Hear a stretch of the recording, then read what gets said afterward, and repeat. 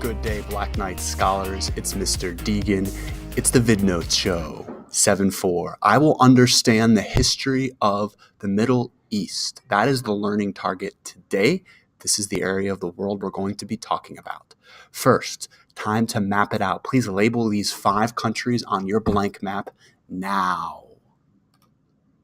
Then, religion in the Middle East. We've talked a little bit about this. 3 of the world's major religions, Christianity, Judaism, and Islam, were born in the Middle East. Please write that in. Islam in the Middle East. We're going to talk specifically about Islam. About 20% of the world's Muslims live in the Middle East. And there were 2 groups, and are 2 groups of Muslims today, Sunnis and Shiites. These groups still fight today in the Middle East. Sunnis versus Shiites today. 3 examples of conflict. There's Syria. There's a civil war that is going on in Syria today. Iraq, there's a war going on there for control. And Iran, there's a political dispute in Iran as well. So these are just 3 examples of Sunnis and Shiites fighting each other. Why are they fighting? Well, it goes all the way back to 632.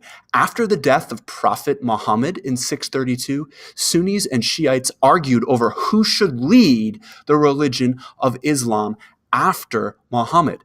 It caused the fight. And there's the Prophet Muhammad and the angel Gabriel. What Shiite Muslims believe? Shiites say that leaders of Islam should be descendants of Muhammad. They say that there are 12 rightful leaders of Islam called imams, and they believe that the 12th imam died about 1400 years ago and will return again as the savior for the world. That's what Shiite Muslims believe. Sunni Muslims believe something different. Sunnis say only Muhammad and the other prophets mentioned in the Quran, in this holy book of Islam, have divine holy power. Sunnis also believe that we shouldn't make Muhammad's relatives holy. Now we're going to talk about an empire in the Middle East that used Islam. It's the Ottoman Empire, and this is the Ottoman Empire at its peak. It is one of the longest-lasting empires in world history. 15 million people lived there at its peak, and it encompassed 2 million square miles at its peak. Circle and label. Please go to the map and circle the Ottoman Empire, label it, and also dot and label Constantinople, which would become Istanbul, the center of trade and the center of the Ottoman Empire. Now, let's kick it to Mr. Deegan for more on the Ottoman Empire. Mr. Deegan? When did it have its power? From 1299 to 1923. And the first leader of the Ottoman Empire is Osman I. The Ottoman Empire is actually named for Osman. And who lived in the Ottoman Empire? Ottoman Turks, who practiced the religion of Islam, making them Muslims. The original location of the Ottoman Empire was in a small territory known as Asia Minor, shown right here in present-day Turkey. However, at its height, the Ottoman Empire expanded to include Southwest Asia, North Africa, Southeast Europe, and the Balkan Peninsula. And this map is going to show you how much the Ottoman Empire grows from 1300 to 1920. It starts in Asia Minor, but expands to include 3 different continents.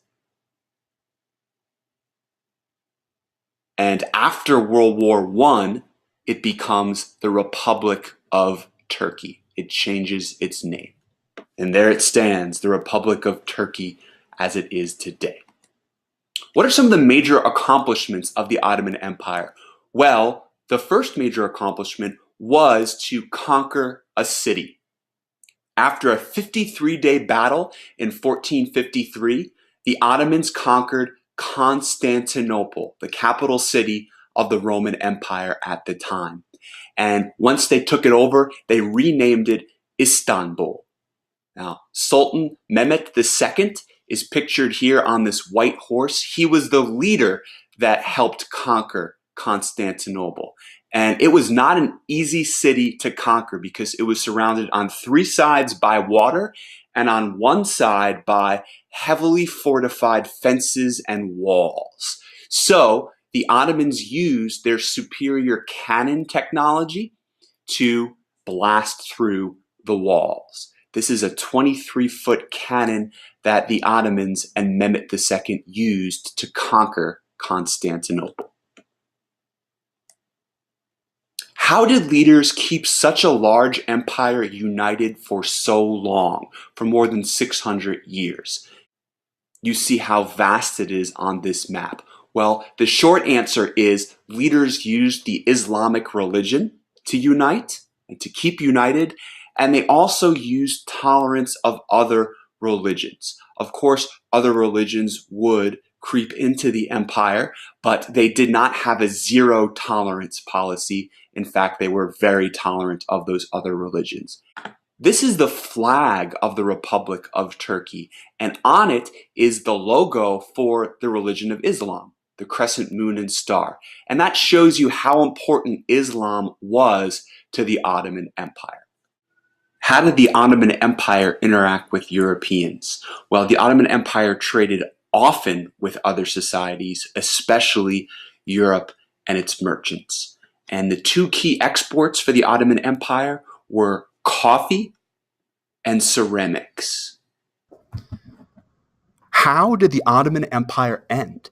In the 1600s, Europeans start getting gold from the Americas, and this weakens the Ottoman trade.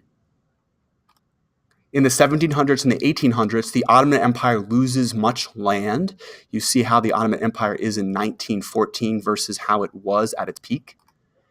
Third, the Ottomans are on the losing side of World War I.